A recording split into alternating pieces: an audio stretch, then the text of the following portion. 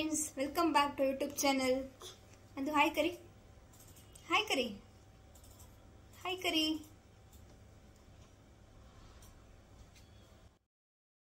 ನಾವು ಇವತ್ತು ಬೆಳಿಗ್ಗೆ ಸ್ವಲ್ಪ ಕೆಲಸ ಇದೆ ಅಂತ ಹೊರಗಡೆ ಹೋಗಿದ್ವಿ. ಹಾಗೆ ಬರುತ್ತಾ ಲೇಟ್ ಆಗಿತ್ತು. ಅದಕ್ಕೋಸ್ಕರ ಹೊರಗಡೆನೇ ಮಿನಿ ಮೀಲ್ಸ್ ಊಟ ಮಾಡಿದ್ವಿ. ಮಧ್ಯಾಹ್ನ ಬಂದುಬಿಟ್ಟು ಸ್ವಲ್ಪ ಹೊತ್ತು ರೆಸ್ಟ್ ಮಾಡಿ ಎದ್ದು ಫ್ರೆಶನ್ ಅಪ್ ಆಗಿ ಸಂಜೆಗೆ ಚಹಾ ಇಟ್ಟಿದ್ದೇನೆ. ಸಂಜೆ ಚಹಾ ಇಲ್ಲಾಂದರೆ ಕಾಫಿ ಏನಾದರೂ ಒಂದು ಕುಡಿಬೇಕು, ಆಗುವಂಥ ಎನರ್ಜಿ ಬಂದಂಗೆ ಅನಿಸುತ್ತೆ. ನಿಮಗೂ ಹಾಗೇನಾ ಅಂತ ಕಮೆಂಟ್ ಮಾಡಿ. ಹಾಗೂ ಸ್ವಲ್ಪ ಪಾತ್ರೆ ಎಲ್ಲ ಇಟ್ಟು ಅದನ್ನು ಸ್ವಲ್ಪ ತೊಳೆದು ಹಾಕಿದೆ. ಹಾಗೆ ಇವತ್ತು ಬೆಳಿಗ್ಗೆ ಬ್ರೇಕ್ಫಾಸ್ಟಿಗಂತ ತರಕಾರಿ ಉಪ್ಪಿಟ್ಟು ಮಾಡಿದ್ದೆ. ಅದಕ್ಕೆ ಬಟಾಣಿ ಗೋಡಂಬಿ ಎಲ್ಲ ಹಾಕಿ ತುಂಬ ಚೆನ್ನಾಗಿ ಬಂದಿತ್ತು. ನಾನು ಹಾಗೆ ಬೆಳಿಗ್ಗೆ ಏನಾದರೂ ಬ್ರೇಕ್ಫಾಸ್ಟಿಗೆ ಮಾಡಿರ್ತೇನಲ್ಲ, ಅದೇನಾದರೂ ಉಳಿದಿದ್ದರೆ ಸಂಜೆಗೆ ಅದನ್ನೇ ಬಿಸಿ ಮಾಡಿ ಚಾಯ್ ಜೊತೆಗೆ ತಿಂತೇನೆ. ತುಂಬ ಚೆನ್ನಾಗಿತ್ತು ಕಾಂಬಿನೇಷನ್ ಇದು.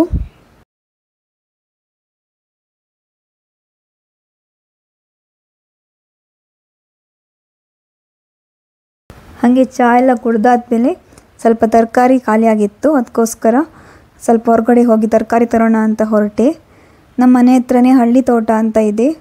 ಅಲ್ಲಿ ಎಲ್ಲ ತರಕಾರಿ ಫ್ರೂಟ್ಸ್ ಎಲ್ಲ ಫ್ರೆಶ್ ಆಗಿ ಸಿಗುತ್ತೆ. ಹೂವೂ ಇದೆ. ಇಲ್ಲಿ ಯಾವಾಗಲೂ ರಶ್ ಇರುತ್ತೆ. ಬೆಳಿಗ್ಗೆ ಅಂತೂ ಬಂದರೆ ಫುಲ್ ರಶ್ ಇರುತ್ತೆ. ಯಾಕಂದರೆ ಬೆಳಗಿನ ತರಕಾರಿ ಬಂದಿರುತ್ತಲ್ಲ, ಎಲ್ಲ ಫ್ರೆಶ್ ಆಗಿ ಸೊಪ್ಪು ಎಲ್ಲ ಥರದ ತರಕಾರಿನೂ ಇರುತ್ತೆ. ಇವತ್ತು ನಾನು ಸಂಜೆ ಬಂದಿದ್ರೂ ಸಂಜೆನೂ ಸ್ವಲ್ಪ ರಶ್ ಇತ್ತು. ಅಂದರೆ ಡ್ಯೂಟಿಗೆ ಹೋಗುವವರೆಲ್ಲ ಸಂಜೆ ಬಂದು ತರಕಾರಿ ಎಲ್ಲ ತಗೊಳ್ಳಿಕ್ಕೆ ಬರ್ತಾರೆ. ಅದಕ್ಕೋಸ್ಕರ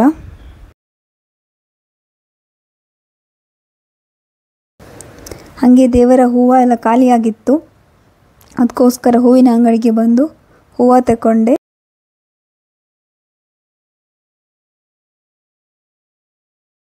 ಹಾಯ್ ಫ್ರೆಂಡ್ಸ್, ನಿನ್ನೆ ಸಂಜೆ ತರಕಾರಿ ತರಲಿಕ್ಕೆ ಹೋಗಿದ್ದೆ ಅಲ್ಲ, ಆಮೇಲೆ ವಿಡಿಯೋ ಮಾಡ್ಲಿಕ್ಕೆ ಆಗಿಲ್ಲ. ಯಾಕಂದ್ರೆ ನನ್ನ ಮಗಳು ಫುಲ್ ಕ್ರ್ಯಾಂಕಿ ಆಗಿಬಿಟ್ಬಿಟ್ಲು, ಹಠ ಮಾಡ್ತಿದ್ಲು.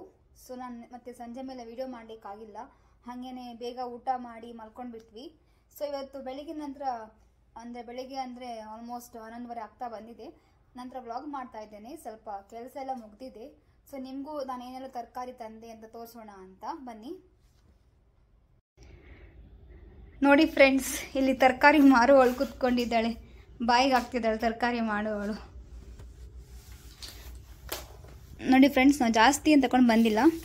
ಸ್ವಲ್ಪ ಟೊಮೆಟೊ ಬೇಕಿತ್ತು. ಅಂದರೆ ಟೊಮೆಟೊ ಒಂಚೂರು ಇದ್ದಿಲ್ಲ ಮನೇಲೆಲ್ಲ ಖಾಲಿಯಾಗಿತ್ತು. ಸೊ ಸ್ವಲ್ಪ ಟೊಮೆಟೊ ಹಾಗೂ ಆಲೂಗಡ್ಡೆ ಏನಾದರೂ ಪಲ್ಯ ಸಾಂಬಾರಿಗೆಲ್ಲ ಬೇಕಾಗುತ್ತಲ್ಲ ಅಂತ.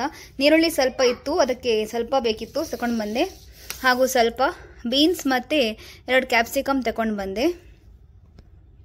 ಇವಳು ಇಲ್ಲಿ ಎಲ್ಲ ಬಾಯಿಗೆ ಹಾಕ್ತಾ ಇದ್ದಾಳೆ ಟೊಮೆಟೊವನ್ನು.